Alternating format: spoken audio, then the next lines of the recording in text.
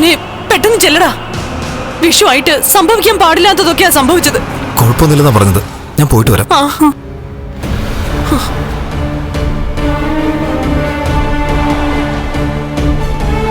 ഉണ്ണി അറിഞ്ഞോ കാര്യങ്ങള്? അറിഞ്ഞു. ഞാൻ അങ്ങോട്ട് പോവാ.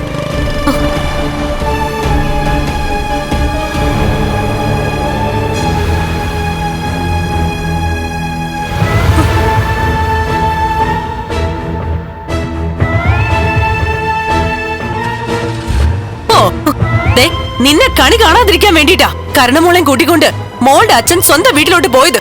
അപ്പോ കരുണമോൾ അമ്പലത്തിൽ വരുമെന്ന് അറിഞ്ഞിട്ട് ആ സമയത്ത് തന്നെ ഒരുത്തി പോയിരിക്കുവാ. എന്റെ കുഞ്ഞിനെ തള്ളി മറിച്ചിടാനായിട്ട്.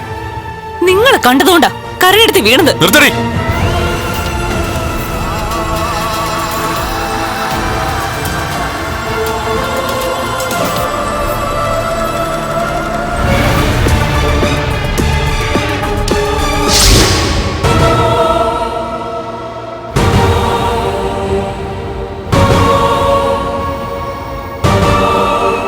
ഈ വീട്ടിലുള്ളവരെല്ലാം ഇന്ന് ഇയാളല്ലേ കാഴ്ച കണ്ടത്. എന്നിട്ട് ആർക്കെങ്കിലും എന്തെങ്കിലും പറ്റിയോ? ആരെങ്കിലും വീണോ? അതുപോലെ ഇന്ന് കരുണ കാഴ്ച കണ്ടത് അവളുടെ വീട്ടിലെ ആളുകളെയാ. അത് കഴിഞ്ഞല്ലേ അവൾ അമ്പലത്തിലേക്ക് പോയത്. എന്നിട്ട് പിന്നെ ഇയാളെ പഴിക്കുന്ന എന്തിനാ? 1-ാം തീയതിയായിട്ട് വിഷുവായിട്ട് നാവിന്ന് നല്ലത് വരണമെന്ന് എന്റെ ആഗ്രഹം.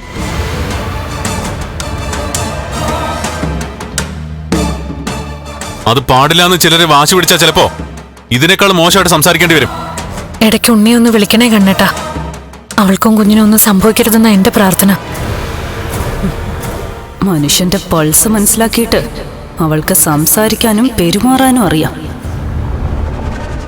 താനിങ്ങനെ തന്നെ വെറുക്കുന്നവർക്ക് വേണ്ടി പ്രാർത്ഥിക്കേണ്ട കാര്യമൊന്നുമില്ല.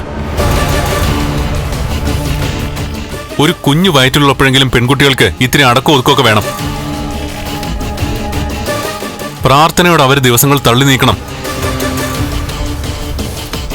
അതല്ല അവളും ഇവിടെയുള്ള ചിലരും ചെയ്യുന്നത്.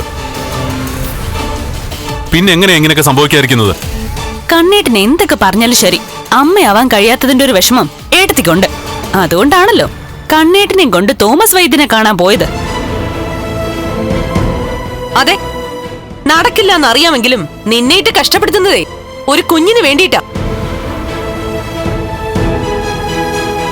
എന്നുവെച്ചാ അനിയത്തിക്ക് വിശേഷം ഉണ്ടെന്ന് അറിഞ്ഞപ്പോ മുതല് ഇവിടെ മനസ്സ് മാറി തുടങ്ങി.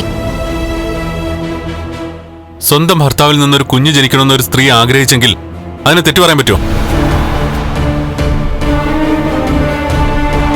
അരയ്ക്ക് താഴോട്ട് തളർന്ന ഭർത്താവിനെ നേരെയാക്കാൻ ഒരു ഭാര്യ ശ്രമിക്കുന്നുണ്ടെങ്കിൽ അതിനെ കുറ്റപ്പെടുത്താൻ പറ്റുമോ? എന്റെ കാര്യത്തിൽ ഒരു പുരോഗതി ഉണ്ടാവില്ലെന്ന് എനിക്കറിയാം.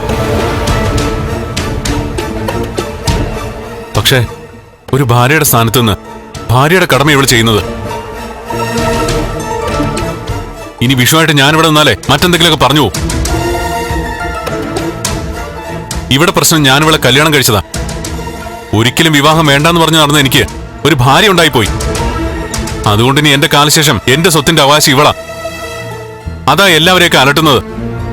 അയ്യോ, സ്വത്തിനെയും പണത്തിനെയും പറ്റി ഞങ്ങൾ ചിന്തിച്ചിട്ടേ ഇല്ല കണ്ണാ. എല്ലാവരെയും എനിക്കറിയാമേ. പക്ഷേ നിങ്ങളൊക്കെ അറിയാതെ പോയത് എന്നെയും എന്റെ ഭാര്യയെയാണ്. ആ സ്വഭാവത്തിന് മാറ്റം വരുത്തിയിട്ട് ഞങ്ങളെയൊക്കെ അറിഞ്ഞു തുടങ്ങുന്നേ എല്ലാവർക്കും നല്ലത്. എങ്കിലേ ഈ വീട്ടിൽ നിങ്ങൾക്കൊക്കെ നിലനിൽപ്പുണ്ടാവൂ. മറക്കണ്ട. പടം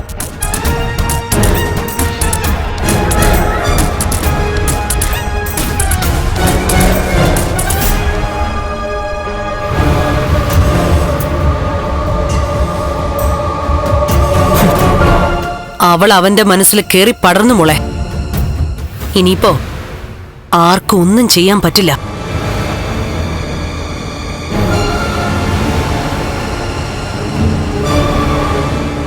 മരണത്തിനല്ലാതെ.